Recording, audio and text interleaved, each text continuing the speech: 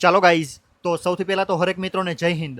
Stock માર્કેટની અંદર અગર તમારે રોકાણ કરવું હોય ને, તો હજી એકવાર કહું છું કે ભાઈ જિંદગીની જે અત્યારે શરૂઆત છે ને, આ જે સ્ટાર્ટિંગ પોઈન્ટ છે અને આવનારો સમય દરેક માણસ માટે ખતરનાક છે ભાઈ.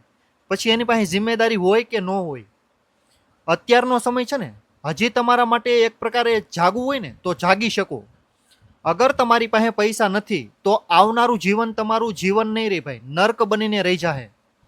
આવનારા સમયમાં તમારી જિમ્મેદારી છે ને, તમને એવું લાગે છે કે ભાઈ સમય આવે ને એમ ધીમે ધીમે જિમ્મેદારી વધે, પરંતુ આ વસ્તુ છે ને બિલકુલ ખોટી વસ્તુ છે. અગર તમારી પાસે પૈસા નથી ને તો તમારો પ્રોબ્લેમ માત્ર એક જ નથી, 1,00,000 પ્રોબ્લેમ છે તમારી. આ દુનિયાની અંદર અગર તમારી પાસે રૂપિયા નથી તો તમે જિંદગીમાં દરેક જગ્યાએ કોમ્પ્રોમાઇઝ થાહો, દરેક એટલે દરેક જગ્યાએ. નહીં તમારું ઘરમાં ઇજ્જત રહી, નહીં તમારી ઘરની બહાર ઇજ્જત રહી. એટલા માટે હું તમને દર વખતે કહું છું કે ભાઈ સંતભાઈ, જો જીવનમાં તમારે કોઈ શોખ જ રાખવો હોય ને તો સૌથી પહેલો શોખ એક રાખો કે ભાઈ પૈસા બનાવવાનો, પૈસા કમાવાનો શોખ. આ શોખ ગણો તો પણ ભલે અને મજબૂરી ગણો ને તો પણ ભલે. અગર તમારી પાસે રૂપિયા નહીં હોય તો તમારી વેલ્યુ કૂતરાથી પણ ઓછી થાય ભાઈ. આ રિયાલિટીની વસ્તુ છે. અને આ વસ્તુ એવી છે ને કે ભાઈ 20 વર્ષ અથવા તો 30 વર્ષની અંદરના કોઈ પણ માણસને હું કહું ને તો શાયદ એની પાસે કોઈ એવી જિમ્મેદારી ન હોય, એટલા માટે એના માથા ઉપરથી વાત જાય કે ભાઈ જિમ્મેદારી નથી, એ માણસને કંઈ સમજાવવાનું જ નથી. પરંતુ જે માણસને એકવાર જીવનમાં જિમ્મેદારી આવી ગઈ પછી એ માણસને કહે ને તો એ માણસ શું કહે ખબર? કે ભાઈ કાશ તે મને શરૂઆતના દિવસોમાં કહી દીધો હતો આ શબ્દ કે ભાઈ જિમ્મેદારી જ્યારે આવે ને ત્યારે જીવનમાં ચારેય બાજુથી આવે, માત્ર ધીમે ધીમે ન આવે. આ શબ્દ છે ને ઘણા લોકોને એકદમ નોર્મલ લાગે, પરંતુ જ્યારે જિમ્મેદારી તમારી લાઈફમાં આવશે ને ત્યારે તમારે જે વસ્તુ કરવી છે એની ઈ જ વસ્તુ જે 10 મિનિટમાં તમે કરતા હતા ને એની એ વસ્તુ તમે 10 દિવસે નહીં કરી શકો. એટલા માટે અગર તમારી પાસે પૈસા હશે ને તો એ સમયે ત્યારે પણ તમારું જીવન એક પ્રકારે સસ્ટેન તમે કરી શકશો. અગર રૂપિયા નથી તો તમારો જીવનનો 90% નહીં, 99.99% સમય રૂપિયા કમાવામાં જશે. તમે ગધા મજૂરી કરો તો પણ ભલે, ધંધો કરો તો પણ ભલે, નોકરી કરો તો પણ ભલે, તમે ખુશી ખુશી ચાલો ને તો પણ ભલે, અને રોઈ રોઈને ચાલો ને તો પણ ભલે.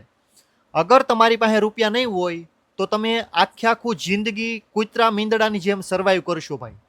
ક્યાંય પણ તમારી વેલ્યુ નહીં થાય, ક્યાંય એટલે ક્યાંય નહીં, ઘરમાં પણ નહીં અને ઘરની બહાર પણ નહીં. અને અત્યારનો જે સમય છે ને એ દબાવીને કરવાનું છે કે ભાઈ કાંઈ પણ વસ્તુ કરો, તમે દિલ ખોલીને અને મન એકદમ ફાટી જાય ને એ રીતે કામ કરો. કાંઈ પણ વસ્તુ તમે કરો એકદમ જીવ લગાડીને કામ કરો, જે કાંઈ કરો તમે. અને અત્યારે કાંઈ પણ કરો તમે દિલ ખોલીને એકદમ શાર્પ રીતે પૂરેપૂરા અંદર ઘરી જાઓ. કોઈ પણ વસ્તુ તમે કાંઈ પણ કરો, કાંઈ પણ નોકરી કરતા હો તો પણ ભલે, બિઝનેસ કરતા હોય તો પણ ભલે, ઇન્વેસ્ટમેન્ટ કરતા હોય તો પણ ભલે. અગર તમે તમારું 100% નહીં દો ને તો તમને રિઝલ્ટ 1% નહીં મળે. અગર તમે કોઈ પણ કામ કરતા હોય દિલ ખોલીને, સમજી વિચારીને, શીખીને, હરખી રીતે ધ્યાન દઈને નહીં કરો ને તો હું તમને 101% કહું છું કે ભાઈ તમે ક્યાંય પણ જગ્યાએ સફળ નહીં થાવ. અને આ સમયમાં છે ને કોમ્પિટિશન સૌથી વધારે છે દરેક જગ્યાએ. તમે નોકરી કરો તો પણ ભલે, તમે ધંધો કરો તો પણ ભલે, તમે કાંઈ પણ શોરૂમ કરો, કાંઈ પણ ગ્રાઉન્ડ લેવલ ઉપર કરો, કોઈ પણ પ્રકારનું સ્ટોક માર્કેટમાં ઇન્વેસ્ટમેન્ટ કરો ને તો પણ ભલે, તમને કોમ્પિટિશન એક પ્રકારે હાઈમાં હાઈ દેખાશે કે ભાઈ તમે જે વસ્તુ કરવા માગો છો એ વસ્તુની અંદર કરોડો લોકો ઓલરેડી કામ કરતા હશે. અગર તમે એની અંદર કાંઈક યુનિકનેસ, ક્યાંક તમારું પોતાનું પર્સનલ ઇન્વોલ્વ નહીં કર્યું ને કે ભાઈ તમે જીવ જોખમમાં મૂકીને કામ નહીં કર્યું ને કે ભાઈ જીવ લગાડીને કામ કર્યું. એક જીવ લગાડીને કામ કરે અને એક પરાયણપણે કરે, એમાં જમીન આસમાનનો ફરક. પરાયણે કર્યું હોય ને એ કામની કાંઈ વેલ્યુ ન હોય ભાઈ, પરંતુ જે માણસ પોતાનો ટાઈમ દે, પોતાની વેલ્યુ દે, પોતાની આવડત અને પોતાને શીખવામાં પૂરેપૂરો સમર્પિત થાય ને ત્યારે એ માણસને ક્યાંક એની અંદર રિઝલ્ટ દેખાય. અને હું તમને સ્ટોક માર્કેટની અંદર જો તમે આવ્યા હોય ને તો હું તમને સૌથી વધારે એક વસ્તુ કહું છું કે ભાઈ એજ્યુકેશન, શીખવાનું સૌથી ઉપર રાખો. પૈસા કમાવાની વાત સેકન્ડરી રાખો, પૈસા કમાવાના જ છે ભાઈ, પરંતુ શીખશો નહીં ને તો પૈસા કોઈ દી નહીં બને. આજે નહીં, કોઈ દી નહીં, એટલે કોઈ દી નહીં. 10 વર્ષ વહી જાય તો પણ નહીં, અને જિંદગી પૂરી થાય ને તો પણ નહીં. તમે પૈસા લગાતાર દેતા રહેશો, લઈ નહીં શકો જો તમે શીખવામાં અને પોતાનું 100% નહીં દો ને ત્યાં સુધી. તમારે કોઈ પણ કામ કરવું હોય 100% 101% દેવાનું રહેશે. તમે નોકરી કરો, ધંધો કરો, ઇન્વેસ્ટમેન્ટ કરો, જે કાંઈ કરવું એ કરો, ઇન્ટ્રાડે, કોલપુટ, સ્વિંગ ટ્રેડિંગ, કોઈ પણ વસ્તુ કરો, 100% એટલે 100% તમારા તરફથી તમે જેટલું તાકાત કરી શકો ને એ પૂરેપૂરી તમારે તાકાત દેવાની રહે ભાઈ. કેમ કે આ સમયમાં તમે થોડું ઘણું કરો અને તમને બહુ મોટું રિઝલ્ટ મળે ને આ ઈ સમય નથી ભાઈ, ઈ સમય વયો ગયો. પહેલા હતું કે ભાઈ તમે ખાલી શરૂઆત કરો ને તો 10 લોકો તમારી મદદ કરતા, પરંતુ અત્યારે ઊંધું થઈ ગયું ભાઈ. તમે શરૂઆત કરો ને તો 10,000 લોકો તમને પછાડવાની કોશિશ કરશે. તમને દેખાય તો પણ ભલે અને ન દેખાય ને તો પણ ભલે. અને સ્ટોક માર્કેટનો રેશિયો છે ભાઈ, 99.99% લોકો સાઇડ લાઈન થાય, બાકી 1% લોકો, જે લોકો હકીકતમાં સિરિયસ અને શીખવા માટે પોતાનું 100%, હું 100% એ નથી કહેતો કે સ્ટોક માર્કેટ માગી, હું તમને 100% માંગુ છું કે ભાઈ તમારા તરફથી કોઈ પણ પ્રકારની મિસ્ટેક અને ખામી ન હોવી જોઈએ કે ભાઈ મારા તરફથી તમે ઓછી મહેનત કરી, આ વસ્તુ ન હોવી જોઈએ. તમારા તરફથી તમે જેટલી કરી શકો ને એટલી સંપૂર્ણ મદદ, એટલી તમારે સંપૂર્ણ મહેનત કરવાની છે ભાઈ. એની વગર બધું ખોટું પડશે. તમારે પોતાનું 100% દેતા શીખવું પડશે. અગર તમે એની અંદર તમે ખાલી 10-20% પરાયણે સમય કાઢી લીધો કે ભાઈ દેવું હોય તો દઈ દઉં, નથી દેવો શું કરી લે, તો સમય તમને બધું દેખાડી દે. દેખાતો નથી સમય, પણ દેખાડી બધું દે. હું તમને 6 થી 7 સેક્ટર આપું છું ઇન્ડિયા માટે અને ઓલ ઓવર વિશ્વ માટે. આ 7 સેક્ટર સૌથી વધારે મહત્વના રહેશે. અત્યારે યુદ્ધ ચાલે છે ને એ પ્રમાણે પણ સેક્ટર આપું છું, અને જે ભવિષ્યમાં વિકાસ કરશે ટેકનોલોજી તરફ આખું વિશ્વ જાય ને, ઇન્ડિયા ભલે 10-20 વર્ષ મોડું જાય, પરંતુ જે બાજુ દુનિયા અત્યારે જાય છે ને એ સેક્ટર તમને આપું છું. અને ઇન્ડિયાની જે કંપનીઓ એ સેક્ટરમાં કામ કરતી છે ને એના પણ આપણે ધીમે ધીમે પછી બીજા વિડીયોમાં નામ લઈશું અને એના વિશે થોડું ઘણું જાણકારી લઈશું. અત્યારે ખાલી હું તમને સેક્ટર દઉં છું, એકવાર નોટ કરી લેજો. સૌથી પહેલું સેક્ટર છે સેમી કન્ડક્ટરનું સેક્ટર. અત્યારે ઇલેક્ટ્રોનિક કોઈ પણ આઈટમ લઈ લો તમે, સેલફોન, ટીવી, વોશિંગ મશીન, કાંઈ પણ હોય, જેટલી પણ ઇલેક્ટ્રોનિક આઈટમ અત્યારે આવે છે ને, મોસ્ટ ઓફલી વસ્તુમાં સેમી કન્ડક્ટરની ચિપ્સ, આપણું જે આ કુદરતી મગજ છે ને એવી જ રીતે એક માણસે બનાવેલું મગજ દરેક ઇલેક્ટ્રોનિક આઈટમમાં નાખેલું આવે છે. કે ભાઈ સેન્સર ઉપર સિસ્ટમ ચાલે, કે ભાઈ મશીન એક દારૂ ચાલી ગયું છે, એટલું બધો ટાઈમ આપેલો છે, એ ટાઈમે બંધ થઈ જાય, એના માટે ટેકનોલોજી આવે ભાઈ. ચાલુ થાય, બંધ થાય, ઓટો સિસ્ટમ, ધીમું ફૂલ થાય, આ બધા માટે ટેકનોલોજી વપરાય. અને આ મગજ માટે છે ને સેમી કન્ડક્ટરની ચિપ્સ, કે ભાઈ મશીનનું મગજ અહીંથી મગજ પ્રોસેસ કરે અને મશીનને કહે કે ભાઈ તમારે બંધ થવાનું, ચાલુ થવાનું, ધીમું થાવ, ફાસ્ટ થાવ, જે કાંઈ હોય. આ વસ્તુ છે ને દરેક જગ્યાએ લગાડે છે. જેટલી તમે મોસ્ટ ઓફલી અત્યારે તમે કોઈ પણ આઈટમ પસંદ કરો ને એની અંદર મોસ્ટ ઓફલી 80 થી 90% ચાન્સ છે કે એની અંદર ઇલેક્ટ્રોનિક આઈટમની અંદર સેમી કન્ડક્ટરની ચિપ્સ હશે. અને આ ચિપ્સ માટે ઇન્ડિયાની ગવર્મેન્ટે અત્યારે જે રેડ ફોર્ટ ઉપરથી જે મોદીજીએ ભાષણ આપ્યું ને એની અંદર પણ આ સેક્ટરનું ઉલ્લેખન કરેલું છે ભાઈ, કે ભાઈ સેમી કન્ડક્ટર આવનારા 10 વર્ષની અંદર ઇન્ડિયન ગવર્મેન્ટ સેમી કન્ડક્ટરની અંદર જેટલા પણ લોકો ઇન્વેસ્ટમેન્ટ કરશે અને ગવર્મેન્ટનું ક્રાઇટેરિયા પૂરો કરશે ને એને સારામાં સારું પ્રોત્સાહન, સબસિડી, કાંઈ પણ તમે ગણો કે ભાઈ ઇનિશિયેટિવ, ફાયદો સરકાર આપશે. સરકાર કોઈ પણ વસ્તુમાં ફાયદો ક્યારે આપે કે ભાઈ સરકારને એવું લાગતું હોય કે ભાઈ આને આપવો જ પડશે, અગર આને નહીં આપવી તો કાલે ઉઠીને અમારી ઉપર ખતરો છે, દેશને વિકાસ નહીં થાય ભાઈ. આ વસ્તુ જ્યારે દેશની સરકારને સમજાય ને ત્યારે સરકાર આ વસ્તુ કરે કે ભાઈ મારે અને દેશને બંને વસ્તુને આ વસ્તુની જરૂર છે, એટલા માટે આને પ્રોત્સાહન આપો. જેમ કે ઇલેક્ટ્રિક વ્હીકલ્સ, ડ્રોનનું સેક્ટર, ડિફેન્સ સેક્ટર, આ બધી વસ્તુને પ્રોત્સાહન એટલા માટે જ આપે છે કે ભાઈ અત્યારે Russia Ukraine, Israel Hamas, Israel Iran, America Iran, આ બધા દેશો બાંધે છે. ભારત પાકિસ્તાન પણ બાંધેલું છે ભાઈ. અત્યારે તમે ખબર છે કે ભાઈ હથિયાર ઉપર જો મોદીજી 10 રૂપિયા પણ ખર્ચો નહીં કરે તો પછી ભારતને આવનારા સમયની અંદર હજી જમીનનો ટુકડો ખોવો પડશે. વિચાર કરો ભાઈ, પાકિસ્તાન તો છે માત્ર અવડું, ઇન્ડિયા તો અવડું મોટું છે ને, છતાં પણ POK, પાકિસ્તાન ઓક્યુપાઈડ કાશ્મીર, આ જમીનનો ટુકડો અવડોમતો, છતાં પણ પાકિસ્તાને લઈ લીધો. કેમ? ભારતની નબળાઈ એટલી. આ વસ્તુ વિશે કોઈ પણ માણસ જડ દઈને વાત ન કરે, પરંતુ ભારત સરકારે એ સમયે ધ્યાન ન દીધું, એટલા માટે આ વસ્તુ થઈ ભાઈ કે ભાઈ નાનું એવું કન્ટ્રી, આપણે એનું અપમાન નથી કરતા ભાઈ, એને સન્માન કરવું પડે ને ભાઈ. એ લોકોએ આપણને આપણી કમજોરી દેખાડી કે ભાઈ તમે અહીંથી નબળા છો. અગર નહીં માનો, અગર તમે આખું બંધ કરી દેવો સમસ્યા જોઈને, તો પછી બીજો ટુકડો પણ ખોવા તૈયાર રહ્યો, ગુજરાતનો ટુકડો જાહે, પંજાબનો જાહે, મધ્યપ્રદેશનો, કાંઈ પણ જઈ શકે ભાઈ. કેમ કે કોઈ પણ જગ્યાએ તમે કમજોર થાઓ એટલે આ દુનિયા તમારી ઉપર ચડાઈ કરશે ભાઈ. પછી તમારા દેશની સેન્ટરની વસ્તુ લેવી છે ને તો પણ લેવાઈ જાહે. તો પછી આવનારા 20 વર્ષ 30 વર્ષ માટે છે ને ડિફેન્સ સેક્ટર સૌથી વધારે મહત્વનું રહેશે. આના માટેની સારામાં સારી કંપની ગોતતા હોય ને અને ન મળતી હોય તમને, તો મને કોમેન્ટ કરી દેજો. હું તમને કંપનીના નામ, કંપનીની સાઇઝ, કંપનીનો શેર અને કંપની કેવું પ્રકારનું કામ કરે છે ને એના વિશેની ઇન્ફોર્મેશન આપી દઈશ. ત્યારબાદ છે મેં તમને કીધું AI, આર્ટિફિશિયલ ઇન્ટેલિજન્સ. આ વસ્તુ તો ભાઈ એક પ્રકારની ટેકનોલોજી છે. આવનારા સમયમાં દરેક માણસને આ વસ્તુની જરૂર પડશે. 99.99% જેટલા પણ દેશો વિકાસ બાજુ વળે છે અને વિકાસ કરવા માંગે છે ને, અને વિકસિત છે, ઓલરેડી વિકાસ સારામાં સારો કરી લીધો, એ દરેક દેશો આ વસ્તુનો ઉપયોગ કરતી છે આવનારા 10-20 વર્ષની અંદર, અને એ પણ 100%. કેમ કે જે વસ્તુ તમે વિચાર કરો કે ભાઈ તમે 1 કરોડ રૂપિયા ખર્ચો અને એની અંદર જે તમે 100 લોકોને કામ આપો ને, એ વસ્તુ તમને માત્ર એક નાનું એવું ફીચર્સ કે ભાઈ એક નાની એવી એઆઈ ટેકનોલોજી કરી દે છે, તો પછી તમે એને 100 રૂપિયા 200 રૂપિયા 20-25 હજારનું પ્રીમિયમ નહીં લ્યો ભાઈ, કે પછી કરોડ રૂપિયાનો ખર્ચો જ કરશો ભાઈ? તો સિમ્પલ વસ્તુ છે ભાઈ, કોઈ પણ માણસ સસ્તામાં સારું મળતું એ વસ્તુ પસંદ કરશે, તો આવનારા સમયની અંદર તમને એઆઈ સારામાં સારું ઇન્વોલ્વ થતું દેખાશે ઓલ ઓવર વર્લ્ડની અંદર. ત્યારબાદ છે ડ્રોન સેક્ટર. ડ્રોનની વાત કરું ને તો ઘણા લોકોને ખાલી લગ્નની અંદર જે ડ્રોન માથા ઉપર ઉડતા હોય ને એને એટલા સુધી વિચારધારા જાય, પરંતુ અત્યારે ડ્રોન સેક્ટર છે ને અત્યારે વિસ્તૃત છે ભાઈ. ડ્રોનનો ક્યાં ક્યાં ઉપયોગ થાય ને એ સામાન્ય માણસના મગજમાં પણ ફિટ ન થાય.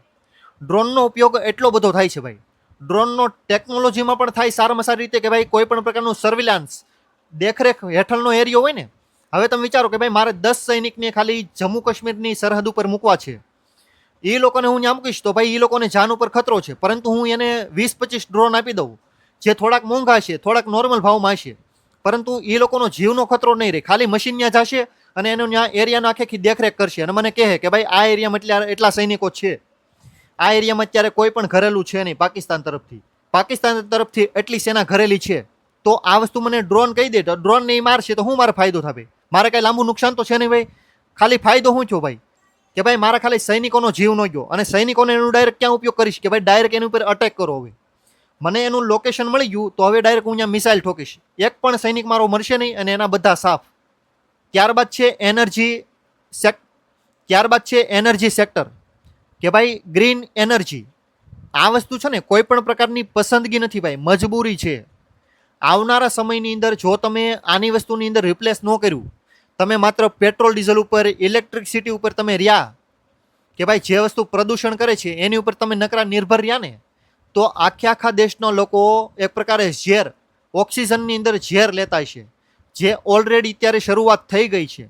દિલ્હીની અંદર જીવતો કોઈ પણ માણસ, દિલ્હીની અંદર રહેતો કોઈ પણ માણસ અગર દિલ્હીની અંદર આખું જીવન કાઢે ને તો બીજા શહેરો કરતાં એ લોકો 20% ઓછું જીવન જીવશે. કે ભાઈ બીજા રાજ્યોમાં બીજા દેશોમાં 100 વર્ષ કોઈ માણસ જીવે ને તો દિલ્હીની અંદર માત્ર 70-80 વર્ષ જીવી શકશે, વધામાં વધુ સારામાં સારું જીવન. અગર કોઈ પણ પ્રકારનો નશો નથી કરતો તો, અને જો નશો કરે છે અને હવા તો ખરાબ છે જ તે ભાઈ ત્યાંની, તો એ માણસ 50 વર્ષ પણ વટાવે ને તો પણ સારામાં સારું કહેવાય. અત્યારે આ હાલત છે ભાઈ દિલ્હીના, અને દિલ્હી જેવું આખું ઇન્ડિયા કરવું હોય તો અત્યારે જેમ ચાલે છે એમ ચાલવા દો, અને ન થવા દેવું હોય તો ઇલેક્ટ્રિક વ્હીકલ્સ અને જે કાંઈ ગ્રીન એનર્જી છે એ બાજુ વળવાનું જ છે ભાઈ. આ મજબૂરી છે. આજે વળો તો પણ ભલે, અને 20 વર્ષ 25 વર્ષ પછી વળો તો પણ ભલે, નહીં વળો તો જીવ બધાના જોખમમાં, અને વળી જશો તો પછી થોડુંક તમારે સહન કરવું પડે, પરંતુ તમારે ફાયદો છે ભાઈ. ત્યારબાદ છે ઇન્ફ્રાસ્ટ્રક્ચર. અત્યારે તમને ખબર જ છે કે ભાઈ કોઈ પણ દેશ જે વિકસિત છે એને ઇન્ફ્રાસ્ટ્રક્ચરની જરૂર નથી, પરંતુ તમે એક વસ્તુ વિચારો કે ભાઈ અત્યારે ઘણા બધા લોકો યુદ્ધ કરે છે, ઘણા બધા દેશો, Russia, Ukraine, India, Pakistan, Iran, Israel, America, આ રીતે ઘણા બધા યુદ્ધ ચાલુ છે. અને આ યુદ્ધની અંદર આખું ઇન્ફ્રાસ્ટ્રક્ચર તૂટે, પુલ તૂટે, રોડ તૂટે, બિલ્ડિંગો આખા 20-20, 25-25, 50 માળના બિલ્ડિંગો આખો ક્રેશ થઈ જાય, તો પછી ઊભું કરવા માટે આખું ઇન્ફ્રાસ્ટ્રક્ચરની જરૂર પડે. અને એના માટે સારામાં સારું સેક્ટર છે ને આવડો કે ભાઈ રેતી, કપચી, સિમેન્ટની કંપની એ સમયે સારામાં સારો ગ્રોથ કરશે. કેમ કે ત્યારે સિમેન્ટની એક અનધર લેવલની ડિમાન્ડ આવે, ખાલી ડિમાન્ડ નહીં, અનધર લેવલની એક અલગ જ લેવલની ડિમાન્ડ, કે ભાઈ કરોડો ટન હોય ને સિમેન્ટ તો પણ એક પ્રકારે હમાઈ જાય, પરંતુ યુદ્ધ ન થાય તો એટલી બધીની જરૂર ન પડે, તો પછી ધીમી ધારે ચાલ્યું જાય. પરંતુ જો યુદ્ધ થયું કોઈ પણ દેશમાં અને 10-20 વર્ષ ચાલી ગયું ને, અથવા તો 2-4 વર્ષ, તો પણ તમારે કરોડો ટન એક પ્રકારે છે ને સિમેન્ટ એમાં ફૂંકાઈ જાય, અને આ કંપનીઓ હજારો કરોડ રૂપિયા કમાશે, એકદમ નેટ પ્રોફિટ, હજારો કરોડનું નેટ પ્રોફિટ. કેમ કે ઓલા લોકોએ બાંધવાનું ચાલુ કર્યું અને પોતાની બરબાદી લાવ્યા, અને આ લોકોએ એની ઉપર ધંધો બનાવ્યો. એટલા સેક્ટર સૌથી મહત્વના છે: semiconductor, AI, artificial intelligence, drone, ત્યારબાદ છે ઇન્ફ્રાસ્ટ્રક્ચર, ત્યારબાદ છે એગ્રીકલ્ચર. અગર સરકારે એગ્રીકલ્ચર ઉપર ધ્યાન ન દીધું તો આવનારા સમયની અંદર અમેરિકા શું, વિશ્વનો કોઈ પણ દેશ હોય ને એ ઇન્ડિયા ઉપર અટેક કરશે કે ભાઈ અમને એગ્રીકલ્ચર સેક્ટરની અંદર કરવા દો, અમારા દેશનું દૂધ તમારા દેશમાં વેચવા દો. કેમ કે તમને ખબર જ છે ભાઈ, અત્યારે ઇન્ડિયાની અંદર 99.99% વસ્તુ ઓલમોસ્ટ ડુપ્લિકેટ જ છે ભાઈ, અને ભેળસેળવાળી. અગર ઇન્ડિયાને હજી સારો વિકાસ કરવો છે તો ખાલી વિકાસ નથી કરવાનો ભાઈ, બચવું પણ પડશે, પોતાનું રક્ષણ પણ સરખી રીતે કરવું પડશે. તો આ સેક્ટર તમે નોટ કરી લેજો. અને જો તમારે આ સેક્ટરની સારામાં સારી કંપની ગોતતા હોય, ન મળતી હોય ને, તો મને કોમેન્ટ કરી દેજો. હું તમને એ સેક્ટરની 5-10 સારામાં સારી કંપની તમને કહીશ. એ કેટલું કામ કરે છે, એનું સેક્ટર કવડું છે, એની સાઇઝ કવડી છે, કંપનીનો શેર કેટલાનો છે, એના ફંડામેન્ટલ કેટલા મજબૂત છે, કંપની કામ કેવું કરે છે, સારું કે ખરાબ, એના વિશે આપણે થોડી ઘણી વાત કરશું. પરંતુ આવનારો સમય સૌથી વધારે ખતરનાક રહેશે કયા લોકો માટે? જે લોકોની આદત માત્ર ખર્ચા કરવાની છે ને, એ લોકો માટે. કમાણી કરે છે પરંતુ બચત નથી કરતા, પૂરેપૂરા ફૂકી મારે ભાઈ, ખર્ચા કરી નાખે. આ લઈ લો, તે લઈ લો, ફળાણું ઢીકણું પૂછડું બધું લઈ લો, કૂતરું મળે કૂતરું લેતા હોય, બિલાડી મળે બિલાડી લેતા હોય. એ લોકો માટે સૌથી વધારે ખતરનાક સમય આવશે કે ભાઈ તમારી કમાણી તો સારી જ છે, પરંતુ બચત કરવાની તમારી આદત કાંઈ છે જ નહીં. તમે 10,000 રૂપિયા સેલેરી હોય ને, તો તમે 10,000 રૂપિયા ખર્ચી નાખો છો. હકીકતમાં ઊંધું કરવાનું જરૂર છે ભાઈ. તમારા ખર્ચા છે ને પછી રાખો. સૌથી પહેલા બચત, કે ભાઈ દર મહિને હું એટલીસ્ટ 2,000 રૂપિયા બચાવીશ. 10,000ની ઇન્કમ હોય ને તો એ રીતે તમારી ઇન્કમમાંથી એટલીસ્ટ બચત કરવાની ધીમે ધીમે આદત પાડો. અગર આદત નહીં પાડો તો આદત કઈ રીતે પાડવી ને એ તમને સમય શીખવાડશે. અને સમય શીખવાડશે એ વસ્તુ યાદ રાખજો કે ભાઈ તમે તમારી જાતિ અને ધર્મ બે વસ્તુ ભૂલી જાઓ. 101%ની વાત. આ વસ્તુ શબ્દ નોટ કરીને રાખજો કે ભાઈ જો તમને સમયે કાંઈ વસ્તુ તમને શીખવાડી ને, તમારી જિંદગી અથવા તો તમારા સમયે, અગર તમને સમયે અને જીવને કાંઈ વસ્તુ શીખવાડી ને, તો તમે યાદ રાખજો કે ભાઈ તમારા બોકાહા નીકળી જાય. તમે ક્યાંથી રાયડું પાડતા રહી જાઓ ને, ખબર નહીં રે ભાઈ.